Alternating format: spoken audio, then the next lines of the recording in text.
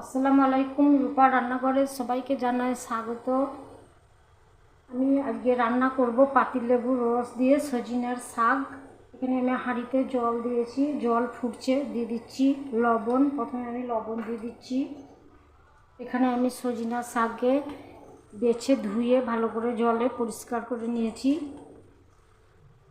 খুব ভালো করে ধুয়ে নিয়েছি আর খুব ভালো করে বেছে নিয়েছি। সজনের শাকের ডাঁটাটা এইগুলো যেন না থাকে, ডাঁটা থাকলে খেতে ভালো লাগবে না, মুখে লাগবে। এবার আমি ফুটন্ত জলের মধ্যে দিয়ে দিচ্ছি।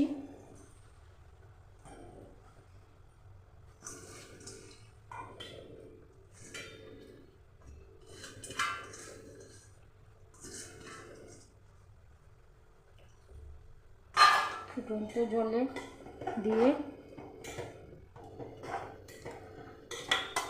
একটু নেড়ে দিচ্ছি। আমি ভালো করে একটু ফুটিয়ে নেব, তারপরেই খাবার সোডাটা দিব, আগে খাবার সোডাটা দিব না। একটু ভালো করে ফুটিয়ে নিচ্ছি। আমার শাক খুব ভালো করে ফুটে উঠেছে, শাকটা অনেকক্ষণ ফুটে গেছে। এবার আমি দিয়ে দিচ্ছি খাবার সোডা। এখানে আমি একটু খাবার সোডা দিচ্ছি। কচি শাক, বেশি খাবার সোডা লাগবে না, খুব তাড়াতাড়ি সেদ্ধ হয়ে যাবে। অল্প একটু খাবার সোডা দিলেই সেদ্ধ হয়ে যাবে। শাক যখন ফুটে উঠবে ভালো করে, আমি যেভাবে দিচ্ছি আপনারা এভাবে দিয়ে একবার খেয়ে দেখবেন। শাকটা খুব মোলাম হবে, শাকের টেস্টটাও দ্বিগুণ বেড়ে যাবে, খুব ভালো সেদ্ধ হবে। এবার আমি নেড়ে শাক সেদ্ধ করে নেব। এবার আমি চেক করে নিচ্ছি। দেখুন বন্ধুরা, শাক আমার সেদ্ধ হয়ে গেছে। আমি দেখাচ্ছি, খুব গরম হয়ে আছে। দেখুন শাক গলে গেছে। এর থেকে আর বেশি আমি গলাবো না, তাহলে খেতেও ভালো লাগবে না বেশি শাক গলে গেলে। এবার আমি জলটা ফেলে দেবো। অনেকে জল ফেলেন না, না ফেলেও খাওয়া যায়, কিন্তু অনেকে আবার জল ফেলে দেয়। আমি জলটা ছেঁকে ফেলেই দেবো। কড়াই বসিয়ে দিয়েছি, কড়াইয়ের মধ্যে দিয়ে দিচ্ছি সরিষার তেল। এখানে আমি নিয়েছি রসুনকে একটু ছিলে থেতো করে নিয়েছি। এখানে নিয়েছি শুকনো লঙ্কাকে ছাড়িয়ে নিয়েছি। রসুন লঙ্কা লাল করে ভেজে নেব। রসুন লাল করে ভাজা হয়ে গেছে, দেখুন কালারটাও ব্রাউন হয়ে গেছে। এর থেকে আর বেশি ভাজবো না। এইরকম কালারটা যখন ব্রাউন ব্রাউন হবে তখন শাকটা দিতে হবে, তাহলে শাকটা খেতে খুবই ভালো লাগবে। এবার আমি দিয়ে দিচ্ছি সেদ্ধ করা শাক।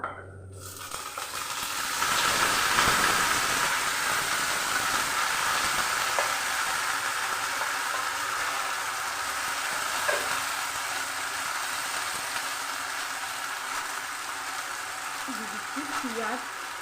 এখানে আমি একটা বড়ো পেঁয়াজ নিয়েছি, পেঁয়াজকে কুচিয়ে নিয়েছি। দিয়ে দিচ্ছি একটু চিনি। একটু ভালো করে নাড়িয়ে নেব। এভাবে লাগাতার নাড়িয়ে নেব, নাড়িয়ে নাড়িয়ে শাকটা ভেজে নেব। শাকে যতক্ষণ পর্যন্ত জল থাকবে ততক্ষণ পর্যন্ত শাকটাকে এভাবে ভেজে নিতে হবে।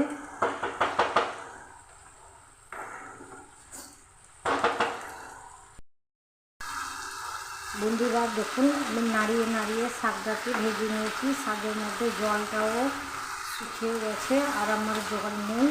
যে শাকের মধ্যে যে তেল ছেড়ে দিয়েছে, আমি খুব ভালো করে দেখাচ্ছি। দেখুন কড়াই থেকে যখন তেল ছেড়ে দেবে তখন বুঝে নিতে হবে শাকটা তৈরি হয়ে গেছে।